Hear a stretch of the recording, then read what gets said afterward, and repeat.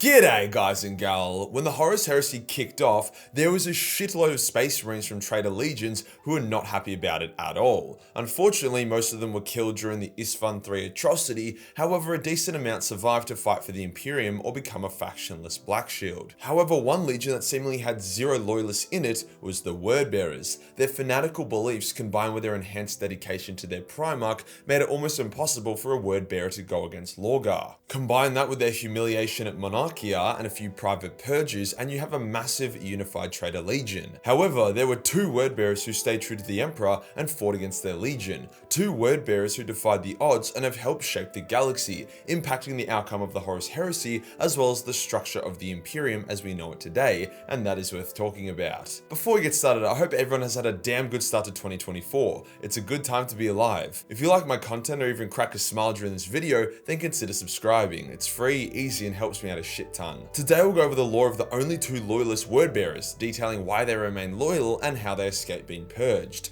Let's get into it.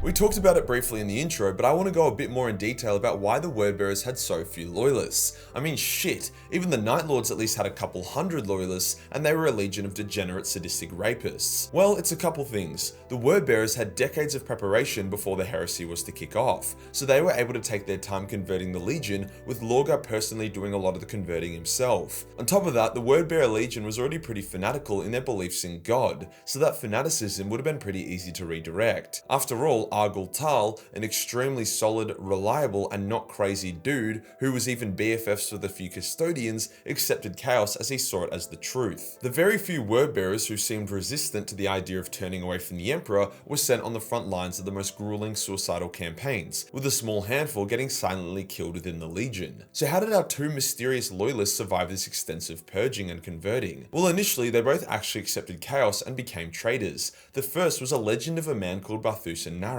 one of the deadliest Word Bearers in the entire Legion who specialized in assassination and scouting. Although he was initially a traitor and kind of remained one, he never really vibed with the whole demon thing, but he held his tongue. He was involved in the Dropsite massacre, but suffered a pretty bad wound which slowed him down a bit, knocking him down from the Legion elite. Despite this, he would fight on, teaming up with a Dark Apostle to try find an artifact called the Fulgurite. The Fulgurite was like a dagger, however it was made using a shard of the Emperor's psychic might, so it was extremely overpowered and was capable of killing Primarchs and even Perpetuals. Narek would fight against the Loyalist Shattered Legions in attempting to recover this artifact, killing numerous Loyalists in the process. Yes, I know he doesn't sound very loyalist, but bear with me. During this little struggle for the Fulgurite, Narek became extremely disillusioned with the fate of the Word Bearers and their obsession with gargling that demonic dick, so he resolved to kill Lorgar and restore the honor and soul of his legion. However, to do that, he needed the Fulgurite which John Grammaticus had stolen. Hence, Narek recruited the help of two heavily mutated Word Bearers to use their Athame to travel to Ultramar, where John was. Narek thanked the two for their help before declaring his loyalty to the Emperor and then blowing their brains out.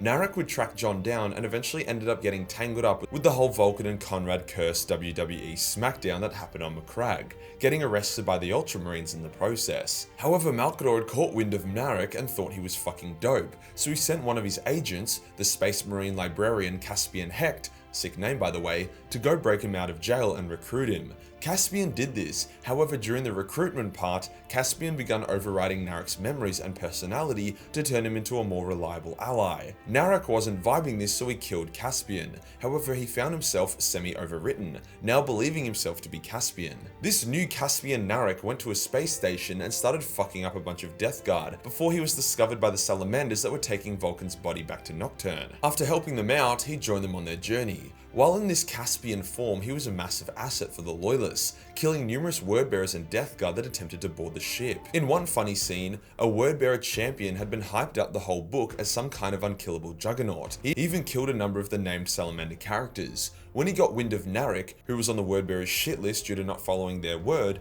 he began hunting him. Narek simply just baited him into a kill zone and then blew his brains out without breaking a sweat. However, in the same battle, Caspian Narek would come face to face with the Dark Apostle, who recognized him as Narek and wounded him, causing the guise of Caspian to melt away. Narek was now himself again and he escaped to the surface of Nocturne. However, Narek was a lot more loyalist now. He didn't really want to kill any more Salamanders and was actually very impressed by their honor and fortitude. While stranded on Nocturne, Eldrad Ulthuan came to him was like, "Yo dude, I like the way you kill, boy. If you help me take out these alien assholes called the Cabal, I'll give you the Fulgurite." And Narek was like, "Cowabunga it is." So the two then killed the entire Cabal before departing, Narek with the Fulgurite in hand. Narek returned to his legion, still set on killing Lorgar, and joined in on the Siege of Terra. However, instead of attacking the Imperials, he went around killing a bunch of word bearers, his hunt for Lorgar not yet over. That is where Narek's lore ends. I'm pretty sure GW are planning on doing a series on the Scouring, which are the events that occurred just after the Heresy,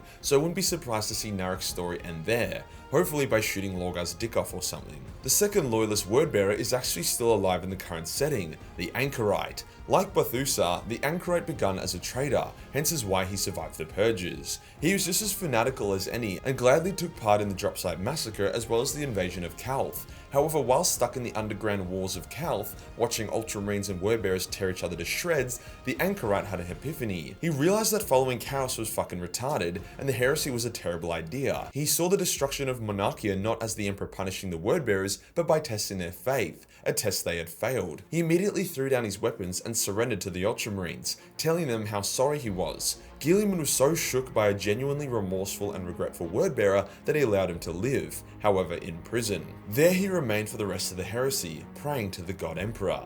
The Chaos Gods were not a fan of his existence, as the Wordbearers were supposed to be their most dedicated of servants, so they sent demons to try corrupt him. However, the Anchorite was so pure that he was able to banish the demons time and time again with his raw faith. After the heresy, he began writing more and more about the God Emperor, with his writings getting leaked from his cell and then added to the rapidly growing Imperial cult, meaning the religion that the Imperium currently practices was written by a Wordbearer as well as Lorgar. Oh, the irony. However, despite his faith and purity, the Anchorite still felt really shitty about his past and attempted to kill himself multiple times, eventually resulting in him getting interred within a contempted dreadnought, a massive honor for one that was a traitor. After the Great Rift opened, a Wordbearer Chaos Lord became aware of the Anchorite's existence and believed him to be a long-lost brother imprisoned by the Imperium. At this point, the Anchorite had been moved to a different, more vulnerable world instead of Macragge. The Wordbearer sent a large fleet to the world, and in response, the newly awoken Guilliman sent a force of his own to protect the Anchorite. As for the Dreadnought himself, he had taken a vow of pacificity and would not fight his Wordbearer brothers, although he was happy for them to kill him. The Chaos forces invade and are too much for the Loyalists as they begin gaining ground. As the defenders were pushed to the final line of defense, the Cardinal of the World begged the Anchorite to go out there and fight. The Anchorite refused and told them to just kill him so the Wordbearers would leave. The Cardinal refused and said he would die 1,000 times to protect the Anchorite, that he was a beacon of light and faith in the darkness. The entire world would die to protect him. The Anchorite was so taken aback by the show of devotion and faith that he was like, "Alright, it's killing time," before charging out against his Wordbearer brothers. The Anchorite was furious to see just how degenerate his legion had become, even recognizing some of them from the heresy. So he charged forth and began speaking the old words of Cultus, which could have been Annuncia.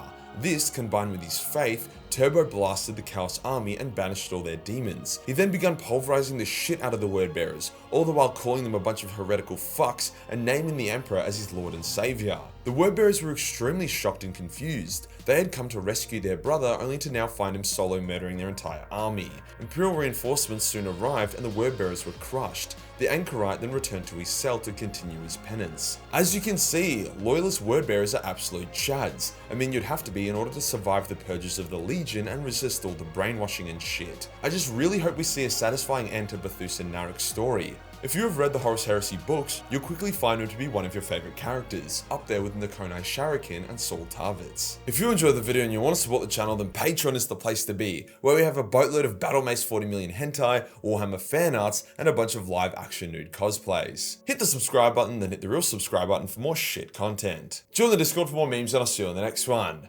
Peace.